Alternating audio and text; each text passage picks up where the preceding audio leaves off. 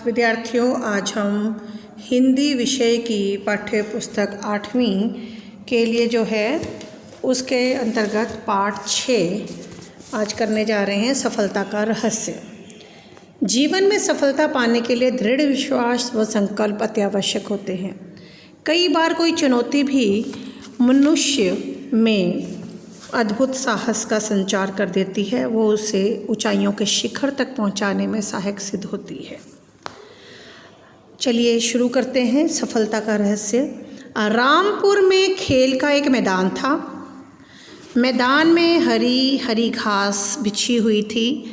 मैदान में चारों ओर अनेक प्रकार के वृक्ष थे, पेड़ थे। ये वृक्ष मैदान की सुंदरता में चार चांद लगा रहे थे, यानी किसी की चीज़ को और भी सुंदर बना देना, चार चांद लगाना। सुबह होते हुए रामपुर के लोग वहीं घूमने के लिए आ जाते थे। वे लोग मैदान के चारों ओर चक्कर लगाते थे और टहलते थे, तो कोई दौड़ते हुए दिखाई पड़ता था। एक दिन मैदान में एक नया लड़का आया। वो व्यायाम करने का बड़ा शौकीन था। उस लड़के का नाम सुधीर था। सुधीर बीच मैदान में जा पहुंचा। उसने अपना शर्ट निकालकर ज़मीन पर रख दिया। उसके बाद वह दंड बैठक लगाने लगा। दंड बैठक होता है अप्स डाउन। वह लगातार दंड बैठक लगाता रहा। उसने रुकने का नाम नहीं लिया। इतने में उसके पास एक व्यक्ति आकर खड़ा हो गया। उसने सुधीर पर निगाह दौड़ाई तो सुधीर पसीने से तरबतर दिखाई पड़ा। उसे देखकर वो व्यक्ति दंग रह गया। उस व्यक्ति ने मन में सोचा, बड़ा बहादुर लड़का है, इतनी देर से दंड बैठक लगा रहा है लेकिन रुकने का नाम नहीं। ये आगे चलकर ज़रूर कोई ना कोई रिकॉर्ड बनाएगा। बड़ी देर बाद सुधीर ने दंड बैठक लगाना बंद किया। उसने लगातार 200 बैठक लगाए थे। उसके रुकते ही उस व्यक्ति ने सुधीर से प्रश्न किया, बड़े हिम्मत वाले हो, मैं जानना चाहता हूँ कि तुम रामपुर में रहते कहाँ हो। सुधीर ने उस व्यक्ति को गौर से देखा। वो अधेड़ उम्र का व्यक्ति था, इसलिए सुधीर ने उसे अंकल जी कहना बेहतर समझा। अंकल जी? सुधीर ने उसकी आंखों में देखते हुए कहा, मेरा नाम सुधीर है, मैं चौक में रहता हूँ। मेरे पापा विक्रय कर कार्यालय में क्लर्क हैं, टैक्स ऑफिस में।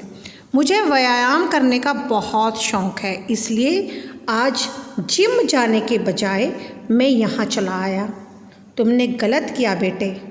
उस व्यक्ति ने सुधीर की और करीब पहुँचते हुए कहा, तुम्हें जिम जाना चाहिए था, क्योंकि जिम ना जाने से तुम्हारी मांसपेशियाँ ढीली होने लगेंगी।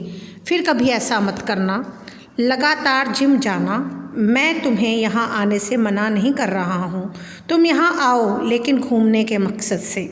ठीक है अंकल जी, मैं शाम को जिम चला जाऊँगा, इससे मेरी मांसपेशियाँ ढीली नहीं होंगी। आप मेरी फ़िक्र मत कीजिए।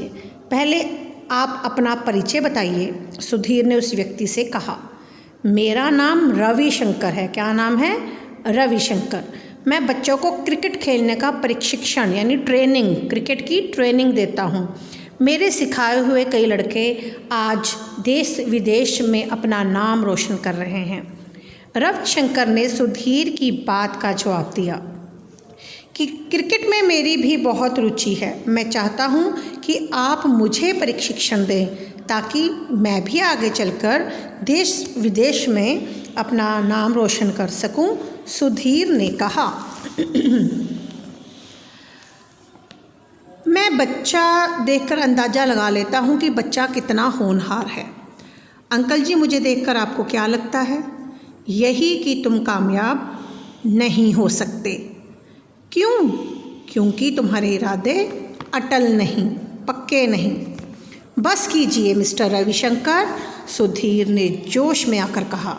मैं हारने वालों में से नहीं हूँ। मुझे मुश्किलों का सामना करने में बड़ा मज़ा आता है। मैंने प्रण किया है कि मैं क्रिकेटर बनकर रहूँगा। अंतर्राष्ट्रीय स्तर, इंटरनेशनल लेवल तक अपने खेल का जौहर दिखाऊँगा। मुझे क्रिकेटर बनने से कोई नहीं रोक सकता। आप प्रशिक्षण नहीं देंगे तो क्या मुझे प्रशिक्षण नहीं मिलेगा? मैं प्रशिक्षण लेकर रहूँगा और एक दिन आपको क्रिकेटर बनकर ही दिखाऊंगा, ताकि आगे से आप किसी बच्चे के बारे में गलत भविष्यवाणी ना कर सके। भविष्यवाणी फ्यूचर में क्या होना है उसका पता बताना। सुधीर का हौसला देखकर रविशंकर को आश्चर्य हुआ, हैरानी हुई, लेकिन उसने सुधीर के कामयाब होने की जो बात कही थी, कामयाब ना होने की जो बात कही थी, वह सुधीर के दिमाग में लगातार घूमती रही। अब एक क्रिकेटर बनना ही उसके जीवन का मकसद था, गोल था। ये हैं रविशंकर जी और ये हैं सुधीर। चलिए आगे। सुधीर अपने घर आया। लोग भी ना जाने क्या क्या अनुमान लगा लेते हैं, लेकिन उनका अनुमान गलत भी तो हो सकता है। वो मन ही मन बड़बड़ाया। क्या हुआ बेटे? सुधीर के पापा ने उससे पूछा। पापा जी, आज मैदान में मुझे एक महाशय मिले। उन्होंने मुझे कहा तुम क्रिकेटर नहीं बन सकते। उसने अपने मन की बात पिता को बताई। बेटा, तुमने उनकी बात का क्या जवाब दिया? मैंने कहा मुझे क्रिकेटर बनने से कोई नहीं रोक सकता। मैं सारी दुनिया को अपने खेल का जौहर दिखाऊंगा। तुमने सही जवाब दिया बेटा। तुम उस आदमी की बात कभी मत भूलना। यही उचित समय है। तुम पूरी हिम्मत और लगन से प्रशिक्षण प्राप्त करो, ट्रेनिंग प्राप्त करो। तुम्हें पैसे की कोई दिक्कत नहीं होने दूंगा। मैं ईश्वर का नाम लेकर ईश्वर का नाम लेकर जुट जाओ अपने अभ्यास में, अपनी प्रैक्टिस में। रामपुर में जो सबसे महंगा प्रशिक्षक था, सुधीर ने उसी से प्रशिक्षण लेना आरंभ किया। प्रशिक्षक सुधीर को बड़ी बारीकी से क्रिकेट का प्रशिक्षण देने लगा। धीरे धीरे 6 महीने बीत गए। अब सुधीर ने कुछ लड़कों को लेकर एक टीम बना ली।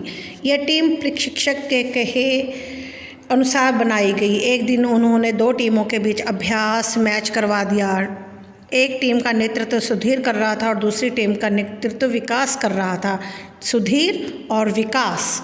मैच में सुधीर ने अपने लाजवाब खेल का प्रदर्शन किया, जिसे लोगों ने बहुत सराहा। उसने शानदार प्रदर्शन की बदौलत उसकी टीम ने विजय प्राप्त की। प्रदर्शन होता है किसी को अपना अच्छा प्रेजेंट करना, अच्छा दिखाना। इस विजय से सुधीर का हौसला और बढ़ गया। टीम का प्रदर्शन देखकर प्रशिक्षक को बड़ी खुशी हुई। उसने अगले रविवार को एक और मैच का आयोजन किया। इस मैच में सुधीर की टीम का मुकाबला एक सीनियर टीम से था। रविवार के दिन मैच आरंभ हुआ। किस दिन मैच आरंभ हुआ? रविवार के दिन।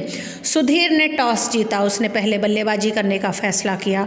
उसकी टीम के 2 सलामी बल्लेबाज क्रीज पर पहुंचे। दोनों ने धमाकेदार शुरुआत की। 5 ओवर तक उन्होंने बड़ी तेजी से रन बनाए।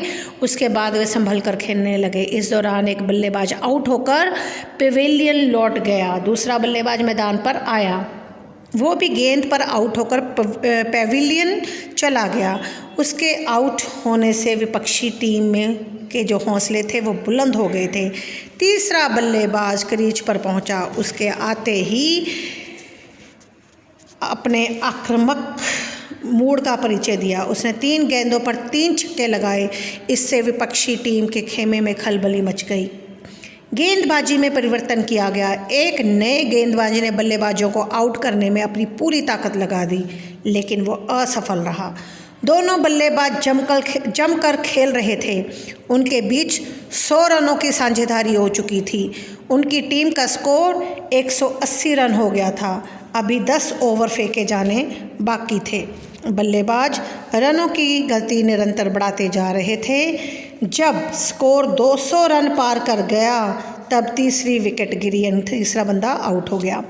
सुधीर नए बल्लेबाज के रूप में क्रीज पर आया। क्रीज पे आने के बाद उसने चौकों और छक्कों की बौछार कर दी। उसने अपनी टीम के स्कोर को 270 रन तक पहुंचा दिया और 60 रनों पर नाबाद रहा। लंच के बाद विपक्षी टीम मैदान के बल्लेबाजी करने उतरी। उसने 2 सलामी बल्लेबाज क्रीज पर आए। दोनों ने बड़ी सूझबूझ का परिचय दिया। 10 ओवर पूरे हो गए, लेकिन उनका विकेट नहीं गिरा। जिस तरह से अच्छी गेंदबाजी हो रही थी उसी तरह से बल्लेबाजी भी हो रही थी। विपक्षी टीम ने कुल मिलाकर अब तक 80 रन बना लिए थे। उनके सभी विकेट सुरक्षित थे। नए ओवर की शुरुआत हुई। इस ओवर की पहली गेंद पर पहला विकेट गिरा। यह विपक्षी टीम के लिए बड़ा आघात था, चोट थी। उसके बाद तो बल्लेबाजों के आने और जाने का सिलसिला शुरू हो गया। एक एक करके सभी आउट होते गए। इस तरह विपक्षी टीम ताश के पत्तों की तरह ढह गई। सुधीर ने अच्छी गेंदबाजी करते हुए 7 विकेट लिए। उसकी टीम 120 रनों से विजयी हुई। कितने रनों से? 120 रनों से। सुधीर को मैन ऑफ द मैच का पुरस्कार मिला।